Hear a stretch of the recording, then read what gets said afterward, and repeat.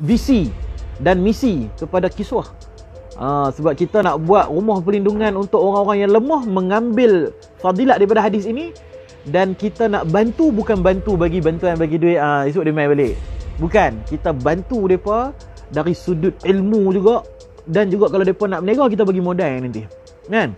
Sebab tu kita nak buat apa modul apa vocational, modul kemahiran.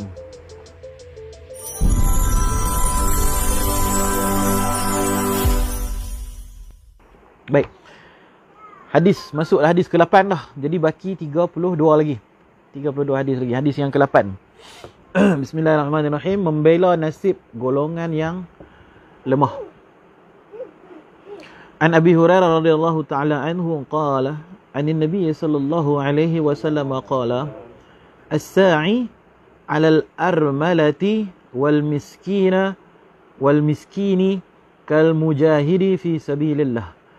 Wa ahsabuhu qala wa kal qaimi alladhi la yafturu wa kas saimi alladhi la yuftiru.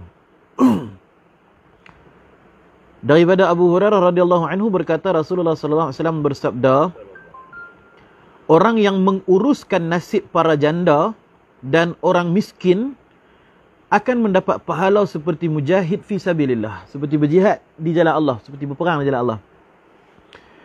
Berkata perawi hadis yang lain, saya kira baginda juga ada bersabda, seperti orang yang bersembahyang terus menerus di waktu malam dan berpuasa setiap hari, la yuftar, tidak buka puasa. Puasa setiap hari, dia orang yang berpuasa setiap hari lah. Baik. Jadi dalam hadis ini menyebutkan as-sa'i, penjaga ataupun pengurus yang tolong menguruskan, buat rumah anak yatim ke, buat rumah orang miskin ke, buat rumah untuk ibu tunggai ke, alal armalih wal miskin. Armalih ni ibu tunggai lah, janda-janda yang mempunyai anak, dan apa, kalau janda yang tak ada anak ni tak kira lah. Dia yang ada anak ni sebab suami dia tak ada, jadi tak ada siapa nak menguruskan nafkah dia dan anak-anak dia. Orang perempuan ni dia punya kemampuan dia terhad lah, sebab kalau dia pergi kerja, anak dia macam mana kan, macam tu lah lebih kurang. Dan juga hilang tempat bergantungnya nafkah. Dan juga orang-orang miskin, siapa yang menguruskan mereka berdua, mereka golongan, dua golongan ini adalah seperti orang yang berjihad di jalan Allah, dan seperti orang yang sembahyang malam sepanjang malam ni, setiap hari sembahyang terus menerus, dan seperti orang yang berpuasa setiap hari. Tu pasal kiswah nak buat benda yang sama, insya-Allah. Jadi kita akan dapat pahala yang sama. Kalau kiswah ni terbina, kita nak buat rumah untuk ibu tunggai, nak buat rumah perlindungan, rumah anak yatim, rumah untuk asnaf, selagi mana kiswah ni berada di tempat dia dan beroperasi, selagi tu kita dapat 3 fadilat ni. Seperti berjihad di jalan Allah selagi kiswah tu berada di tempat dia. Seperti sembahyang terus menerus, dapat pahala sembahyang terus selagi beroperasi pusat yang menguruskan golongan yang lemah ni. Dan berpuasa setiap hari, pahala selagi ada lah. Kalau nak kata selagi kiamat, kita tak tahu sampai bila ada, kan? Selagi dia ada. Tiba-tiba mai perang, depa pom ke apa-apa semua tak jalan lah, habislah sampai takat tu jariah kita. Tapi mudah-mudahan sampai kiamat lah, insya-Allah terpelihara. Sebab tu kita buat jauh sikit daripada pekan, buat di kawasan yang pinggir bandar, kawasan yang pedalaman sikit. Mudah-mudahan selamat daripada fitnah-fitnah di akhir zaman. Kalau perang ke apa ke, mereka akan fokus pada bandar-bandar dululah, bandar-bandar besar dulu, kan? Begitu juga wabak dan sebagainya. Jadi ini adalah satu hadis bahawa Nabi SAW ni sangat apa orang kata sayang lah, sangat sayang dan sangat-sangat menjaga golongan-golongan yang lemah. Kita kata golongan yang lemah lah, sebab mereka ni orang-orang yang miskin, orang-orang yang kehilangan punca, kan? Macam zaman lah ni ramai orang hilang kerja, jadi miskin. Jadi orang-orang macam ni kita bantu. Tapi kalau kita bantu dengan bagi bantuan, bagi duit saja kan. Serupa macam orang putih kata lah, kalau kita bagi ikan dekat dia, habis ikan tu dia makan, lepas tu dia minta lagi kan. Dia minta lagi ikan kat dia, dekat kita. Jadi macam mana nak buat? Kita ajak dia memancing, ajak dia menjala. Jadi dia dapat pancing, kita support, kita modalkan dia pancing, kita modalkan dia jala, kita modalkan dia ilmu, dan dia akan pergi menjala sendiri, cari ikan sendiri. Dia tak kacau kita dah, dan dia boleh menguruskan diri dia. Dan itu jugalah salah satu visi dan misi kepada Kiswah. Sebab kita nak buat rumah perlindungan untuk orang-orang yang lemah, mengambil fadilat daripada hadis ini, dan kita nak bantu, bukan bantu bagi bantuan, bagi duit, esok dia main balik. Bukan, kita bantu mereka dari sudut ilmu juga, dan juga kalau mereka nak berniaga, kita bagi modal nanti kan. Sebab tu kita nak buat apa modul, apa vocational, modul kemahiran. Kita, kalau mereka ni asnaf, main miskin, kita ajak dia repair kereta, kita ajak dia buat tanaman, kita ajak dia buat perikanan. Balik kan, dia boleh buat, dan dia boleh jadi usahawan, dia boleh jadi businessman. Benda ni kita kena fikir cara nak membantu tu. Kalau kita setakat nak bagi duit kat dia saja, duit habis, dia beli top up, dia beli beras, dia beli ni habis, dan dia kekal melarat, kekal miskin. Kalau dia kata dia tak ada modal kan, kalau kita nak bagi modal kat dia dan takut dia tak boleh nak urus sebab tak ada pengalaman, kita ambil dia kerja dulu kan. Kita setting tempat kita dulu, ataupun kita setting mana-mana kolam ikan ataupun workshop dekat mana-mana kedai. Kita letak pengurus orang di situ, kita ambil pelajar-pelajar kita duduk di situ praktikal, belajar urus akaun, urus ini, urus apa customer dan sebagainya, belajar apa PR, public relation, macam mana nak menguruskan, nak bercakap dengan customer, macam mana feedback dan sebagainya. Ajak dia punya rancangan perniagaan dia bagi cantik. Lepas tu setiap pelajar tu yang praktikal tu, kita sediakan kedai untuk dia di tempat lain pula. Tu cara nak tolong, kalau betul nak tolong lah kan. Setengah orang dia bukan nak tolong sangat, dia saja nak syok bagi bantuan, ambil gambar, saya bantu kan. Satu benda tu merosakkan hati dia.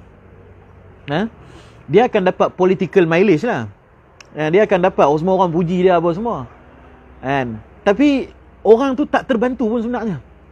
Boleh kita bagi bantuan kilat sekali dua kali. Lepas tu kita kena bantu dia. Macam pusat zakat, mereka bantu buat apa ni, bisnes untuk asnaf kan. Mereka buka gerai tepi jalan. Ini adalah satu usaha daripada pusat zakat. Tu bagus lah macam tu. Yang tu baru kreatif dan membina, dan tidak menghasilkan bangsa yang pemalas. Pasal orang duk kata orang Melayu ni malas. Orang Melayu mana yang malas? Orang Melayu lah paling rajin. Golongan pekerja majoriti Melayu, golongan bos majoriti Cina. Bos ni duduk saja, hak kerja ni Melayu. Melayu dia tak malas. Tapi tidak dipimpin dengan gaya pemikiran orang yang kaya. Depa diberi doktrin, depa ni hamba. Hamba lah sampai nak cucu. Hang jadi hamba sampai nak cucu. Hang makan gaji saja sampai nak cucu. Tak boleh fikir lebih daripada tu. Lebih daripada tu dia pening kepala dah. Sebab dia dengan keturunan dia semua jadi hamba saja. Jadi pekerja kepada tokek-tokek besar saja. Didoktrin macam tu. Bukan malah, tapi tidak kreatif. Tidak ada pemikiran yang kritis, dan tak ada pencetus. Kalau ada pencetus, tak dapat sambutan. Nak bagi dapat sambutan, kena ada strategi. Sebab tu kita buat macam orang suka pada agama, kita tarik dia, bagi dia, kita basuh dia, kita brainwash dia. Macam mana nak tolong? Pasal Nabi ni nak membela golongan yang lemah. Nabi nak membela golongan yang miskin. Kita rasa kita membantu, tapi kita tambah lemak dia lagi ada. Kita tambah kemalasan dia lagi ada. Pasal saya kenal ramai kawan-kawan yang NGO yang bagi bantuan, pusat zakat yang bagi bantuan, macam-macam cerita. Kita bagi duit, tengok ya Allah, ramai ni anak-anak lelaki apa semua ni tak kerja, duk melepak saja. Kalau kerja ada duit, pusat zakat dah tak bagi dah bulan-bulan. Lagu tu berkiak lebar. Jadi nak duit free tiap-tiap bulan. Kalau kata dah bertambah apa semua, dia punya harta apa semua, lagi pusat zakat tak bagi dah. NGO saya duk pi dengan kawan-kawan saya dulu, saya aktif di KL dulu. Depa duk bagi makan dekat homeless. Gelandangan. Duk tepi jalan tak ada rumah tu. Depa makanan ni buang-buang lagu tu saja sebab terlampau ramai NGO yang bagi makan. Dan mai sekadar nak ambil gambar saja. Nak ambil gambar, kami persatuan NGO sekian-sekian menyumbanglah kepada kami. Lepas tu KL tu bersepah-sepah makanan basi lah, apalah.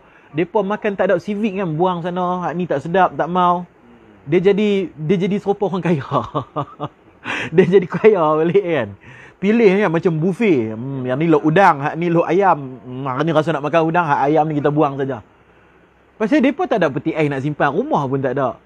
Kan? Lepas makan pula NGO dia tak menguruskan, macam depa bagi saja, bagi. Lepas tu majlis kesian. Nak kena pergi sapu sana sapu sini. Depa tak ada civic punya orang, buang sana sini. Jadi tu bukan membantu. Yang tu merosakkan. Bagi saya membantu ni ialah kena ada satu pemimpin yang menstrategikan bantuan dari sudut fizikal, mental. Makna kata dia bagi bantuan dari sudut fizikal, modal, bantuan kilat, bantu dari sudut fizikal, duit dan sebagainya, dan juga mental. Kena betulkan pemikiran dia. Kan, homeless tu kita boleh angkut semua, bawa pergi kerja di ladang ke apa ke. Pasal lah ni pekerja tak ada, depa duk kalut. Kena ambil warga asing. Duk marah lah warga asing datang. Warga asing nak cari duit. Toke-toke nak buruh yang murah. Pasal apa kita tak angkut semua homeless yang ada? Bantang pergi ladang, risda lah, apalah. Berlambak-lambak. Terpaksa ambil bangla apa semua. Pasal apa? Cerita dia pemikiran. Dia bukan pasal tak ada kerja, bukan pasal tak ada rumah, bukan pasal ekonomi runtuh. Pemikiran. Pemikiran tu. Dia pasal apa? Pasal kita ni tuan tanah. Kita ni tuan tanah. Kita ada ketuanan Melayu. Kita rasa kita tuan di sini. Jadi kita tak boleh kerja macam tu. Jadi bila tak mau kerja-kerja macam tu, kita kata ekonomi dah rosak, tak ada kerja untuk rakyat. Kita kata ekonomi rosak, tak ada kerja untuk rakyat. Memberontaklah sana sini. Padahal kerja berlambak. Tapi memilih kerja. Pasal apa? Pemikiran lagi. Sopa macam sekolah lah. Anak-anak Melayu kita ni, depa memaksa diri nak juga masuk universiti. Walaupun depa tak mampu. Walaupun depa tak minat. Pasal apa? Pasal depa ni mai daripada kampung, masuk universiti, satu kampung cakap pasal dia. Hak tu yang depa nak. Kos apa? Kos perhotelan. Kos seni. Kita pun tak tahu nanti balik hang kerja apa. Balik tu tanggung hutang 45,000, 50,000. Kan? Akhirnya dia punya degree dia tu tak bernilai. Tak tahu nak buat kerja apa. Pasal dia punya kelulusan akademik tak mampu nak ambil biologi ke, medical ke, engineering ke. Boleh ambil kos hak ni, hak bawah-bawah ni. Tapi kena ada. Sebab apa? Nak nama. Berbeza pemikiran dengan orang-orang Cina. Saya banyak bersembang, bergaul dengan mereka. Mereka ni melihat pada bakat anak tu sendiri. Kalau anak tu berbakat dalam akademik, mereka akan pulun sungguh-sungguh sampai akan jadi yang kos yang hebat-hebat saja. Jadi doktor, lawyer, engineer yang akademik proper punya. Mereka tak masuk ni apa hak bawah-bawah ni. Kos-kos hak mana tak lepas SPM, ambil kos hak murah-murah ni. Asal nak bagi masuk universiti saja, tak ambil. Pasal mereka tak ada guna, buang duit saja. Bagi duit apa, ambil PTPTN lah, apalah. Ataupun dia ni, mak bapak dia support. Berapa nak habiskan duit untuk pergi belajar seni contohnya. Berapa ramai sangat seni yang diperlukan. Kalau pereka grafik, okey lagi. Sekarang ni zaman digital. Pereka grafik dia punya market dia tinggi. Kan? Lagi-lagi videographer. Videographer sekarang ni tinggi. Semua company nak pakai video, nak buat video korporat dan sebagainya. Boleh lah cari makan. Kalau macam perhotelan habis. Corona mai clear. Apa tak ada. Sebelum corona lagi dia pun tak nak kerja dah.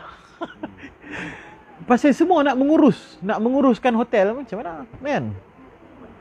Jadi melihat peluang dan gaya pemikiran tu dah salah. Depa kalau depa tengok anak depa ni tak boleh pi dalam bab akademik, depa akan berhenti sekolah. Tak ada malu punya.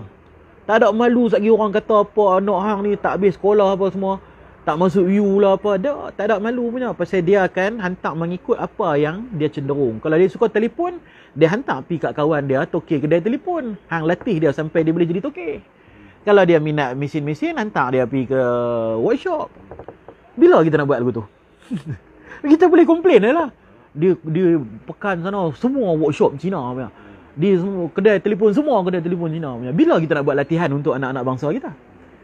Kan? Mamu ada kedai telefon kan? Muaz kan? Dia boleh buat akademi Muaz. Panggil. Mai kerja praktikal belajar free. Kan?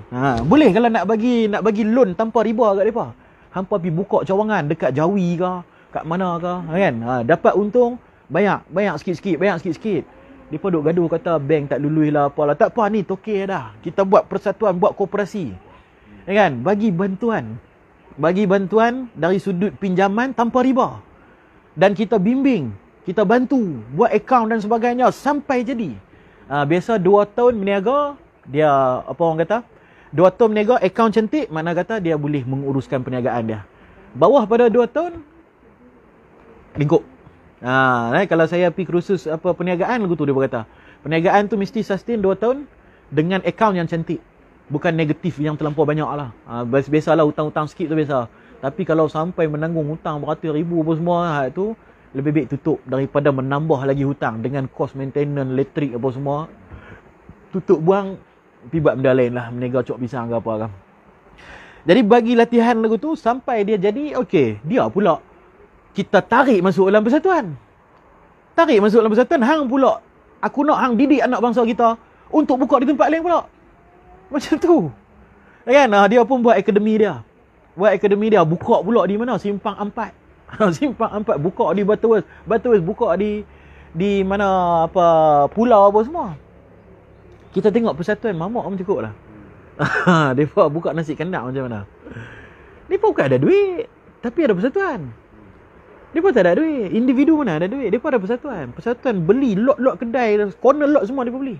Corner lot yang jenis kuat dalam persatuan ni. Pasal dulu saya kawan lah dengan mamak-mamak ni kan, di belah-belah KL sana. Mereka ada persatuan cantik punya. Tiap-tiap apa token nasi kandang ni, mereka akan bagi duit, pump duit kat dalam persatuan. Kalau sebulan depa bagi apa 500 contoh. Depa punya ahli ada berapa puluh ribu. Sekali sebulan tu boleh buka satu kedai, boleh beli satu lot kedai. Bukan satu, banyak. Berpuluh ribu ahli dia. Kalau seorang pam satu kedai pam 100 pun cukup lah. Kalau ada 50 ribu dia punya ahli dia, pam seorang 100 setiap bulan.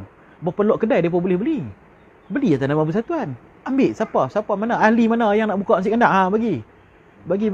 Sebab tu nasi kandang ni depa takkan jual kat orang lain, depa tukar owner lah. Pasal depa akan report dekat persatuan kata hang tak boleh tolak tepi, ambil orang lain, uruskan pula, tukar nama saja, nasi kandang yang sama. Kan? Kita tutup terus. Persatuan tak ada apa, tak ada. Kaya seorang-seorang, sombong seorang-seorang, miskin pun seorang-seorang. Kan? Kalau nak kata masalah pada Islam, mamak tu Islam juga. Tapi depa ada pemikiran yang kritis. Pasal apa? Pasal mereka main sini, mereka tahu mereka bukan tuan. Orang Cina main sini, mereka tahu mereka bukan tuan. Tapi orang Melayu pemikiran dah lemah. Pasal kita rasa kita tuan.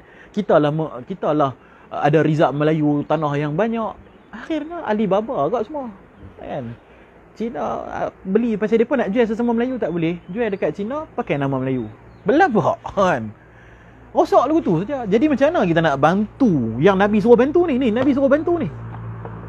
Itulah tanggungjawab kita, itulah amanah pada kita. Kalau semua ada satu pemikiran yang kreatif dan kritis, kita boleh bina satu persatuan yang kuat. Persatuan yang kuat. Kita duk salahkan, banyak ni orang kita banyak hasad dengki lah apa. Takkan bangsa lain lahir-lahir tak ada hasad dengki? Tak boleh. Bangsa lain terus lahir-lahir terus suci hati lah. Melayu saja ke yang ada hasad dengki? Melayu saja ke yang main sihir, santau? Cina tak nak santau, Cina tak main pelaris ke? Di Long Wan tu gantung gambar Sultan Kedah. Pelaris dia kata. Semua Long Wan ada. Depa pun percaya. Depa pun main. Main pelaris apa semua. Kan? Pi cawangan di Bukit Mentajam pun ada gambar Sultan tu, kan? Duk fikir pasal apa depa suka nak Sultan ni. Kan? Pelaris tu ya. Orang kita pun pakai dulu, tapi lah ni tak nampak dah. Orang Cina pula pakai. Dan buat menjadi pula tu. Menjadi. Macam mana dia bertawassul, doa, berkat apa tak tahulah. Dulu kan Cina ada Tok Kong Melayu. Kan? Tok Kong Melayu yang perempuan pakai tudung, hak lelaki pakai baju Melayu dengan jubah serban apa semua, kain pelekat apa semua. Depa Tok Kong rezeki tu, Tok Kong rezeki. Orang Melayu kita ni simbol rezeki. Pelik tau. Kita sendiri melarat. Depa siap buat Tok Kong minta rezeki daripada Tok Kong yang ada patung Melayu. Sebab dulu biasalah pejabat agama pi serbu satu tempat, depa tengok ada Tok Kong, depa ingat ajaran sesat baru. Rupa-rupanya ada Tok Kong Cina. Memang depa sembah Tok Kong Melayu. Pakai tudung. Dewa rezeki depa kata. Dewa rezeki. Keramat. Tapi itulah dia sebenarnya pemikiran. Kita sendiri yang tanamkan pemikiran orang Melayu ni hasad. Kita sendiri yang tanam pemikiran orang Melayu ni suka santau apa semua. Kita menego tak okey, kita kata orang santau. Padahal kita yang tak urus akaun kita. Curi duit syarikat. Saya menego penat-penat. Bolehlah saya pakai duit syarikat. Tak, tu mencuri duit syarikat. Mana boleh curi duit syarikat? Duit syarikat hang kena asing, gaji hang kena asing. Betul lah menego satu kedai tu hang punya. Satu company, satu supermarket tu semua hang punya, tapi duit syarikat hang kena asing. Sebab syarikat dia ada dia punya flow dia yang hang kena pi. Kalau gaji tetapkan berapa masuk dalam mesyuarat. Berapa gaji? 1,500 saja boleh pakai. Jangan duk pakai duit syarikat. Duit syarikat tu kita nak rolling, nak ini, nak apa. Duk pakai duit syarikat lah. Pasal apa? Kawan tu dah beli kereta baru, kita pun rasa tercabar. Beli kereta baru pakai duit syarikat. 2-3 hari, 2-3 bulan, 2-3 tahun lingkup. Sebab tu lah bisnes Melayu ni dia gong hilang. Pergi mana tau? Keluar TV, keluar apa, billboard apa semua. Lepas tu tiba-tiba hilang. Pasal masa tu semua orang pakat support dia. Orang pakat support pasal produk baru orang nak try. Jadi dia terus dapat cash yang sangat banyak. Masa tu dia joli. Bila dia dah joli, nak rolling balik tak boleh. Permintaan banyak, orang kata, apa ni? Pakai betul berkesan tapi nak cari punya susah. Produk tak restock. Akhirnya tukar pin 4. Bila dah tukar hal lain, dia tak pakai dah. Sebab itulah Colgate daripada dulu sampai lah ada buat iklan.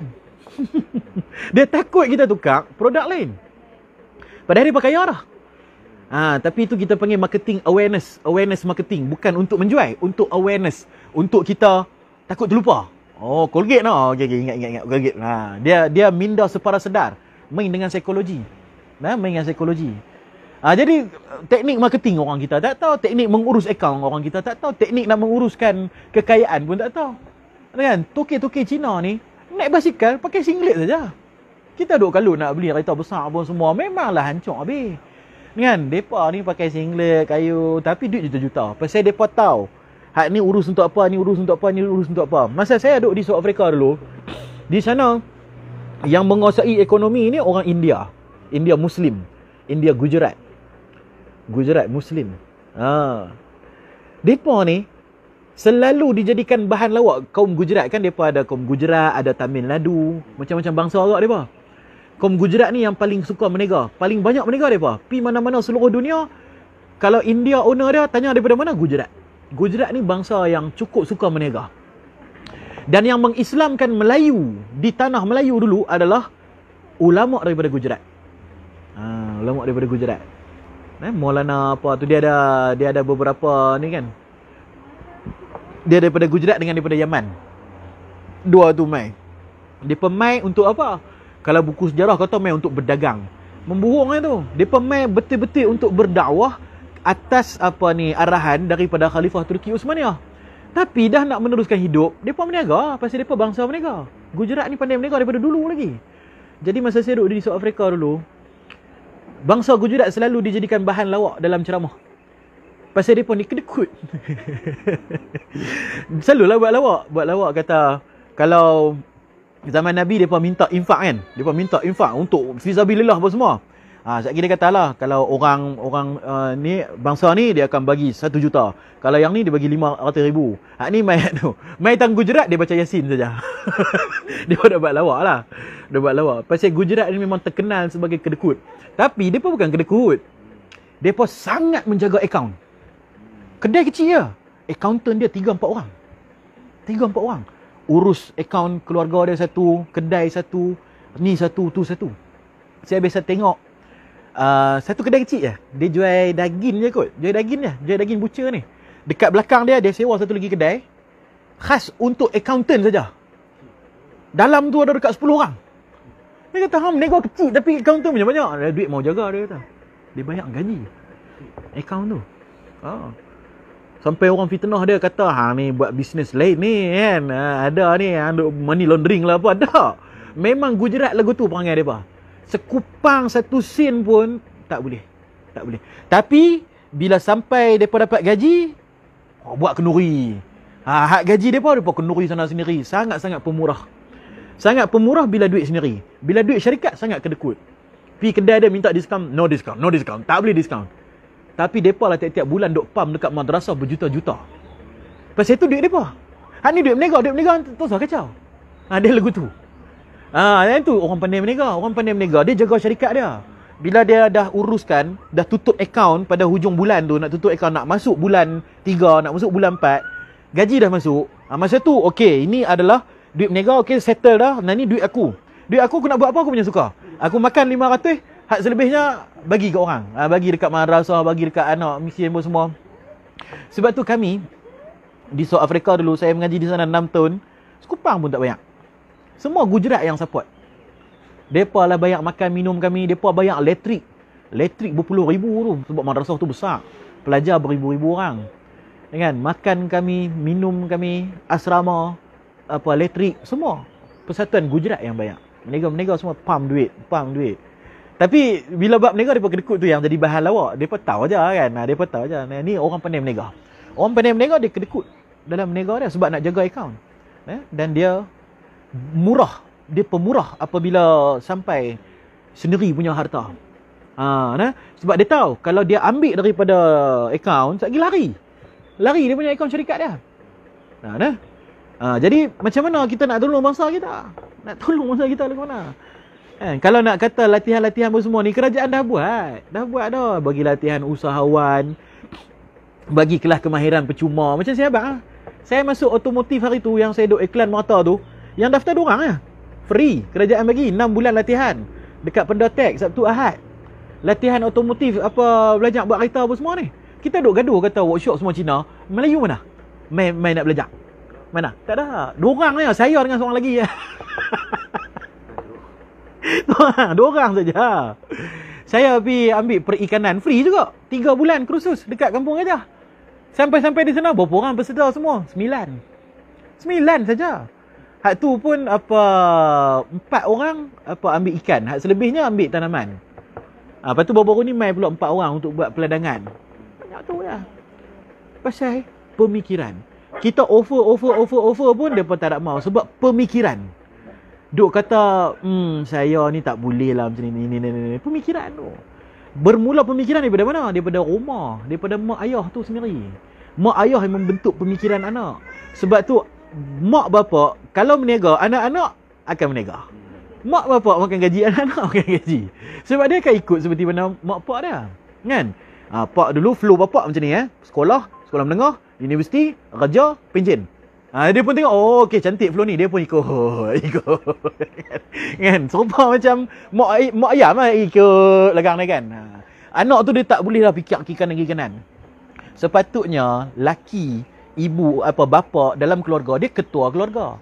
Dia adalah Perdana Menteri. Dia kena tengok dalam semua sektor. Dia kena semua tengok dalam semua. Itu bukan hang jadi macam aku dah. Hang jadi apa hang nak jadi? Hang minat apa? Hang minat ambil ikan lah, kita bagi dia bisnes ikan, toke ikan besar. Hang minat ayam, bagi ayam. Hang minat belajar, kita bagi dia jadi profesor.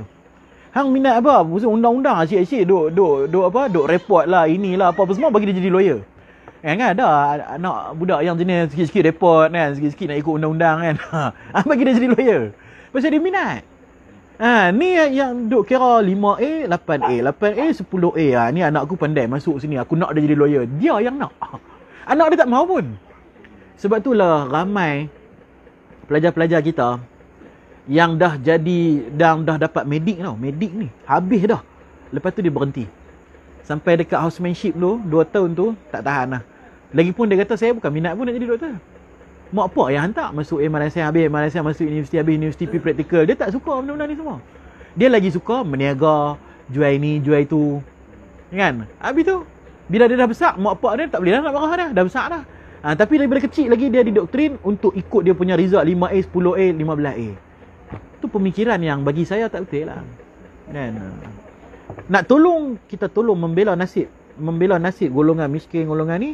Pasal itu kita usaha nak buat kiswah ni, insya-Allah kita akan cuba membentuk pemikiran yang kreatif, kritis dan bersifat kepimpinan. Kita lahirkan pemimpin-pemimpin. Biar mereka pula buka cawangan kiswah di tempat lain. Mungkin mereka tukar nama ke apa, tapi pakai jenama Nawa tu juga kan. Ni adalah hasil daripada graduan daripada Nawa, daripada kiswah kan.